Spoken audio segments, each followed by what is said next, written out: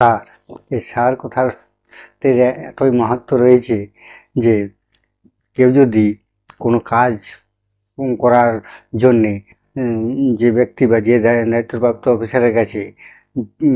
যতটা কথা বলবে তার থেকে বেশি যদি সার সার করে বলতে পারে, স্যার স্যার আমি এটা, স্যার আমার এটা করে দিন, স্যার আমার এটা করে দিন, স্যার আমার এটা করে দিন, এরকম আছে স্যার। যেখানে একবার স্যার বলার দরকার সেখানে যদি 50 বার স্যার বলি, তো সে যাকে বলবে সে খুব খুশি হয়ে তার কাজটা করার একটু আগ্রহ নেই। একটু নর্মালভাবে বললে, সম্মান দিয়ে, যতটাই সম্মান দিয়ে করা হোক, নর্মালভাবে বলে যায় যতটা আগ্রহ নেবে, স্যার স্যার বললে ততটা আগ্রহ নেই। মানুষ নিজেকে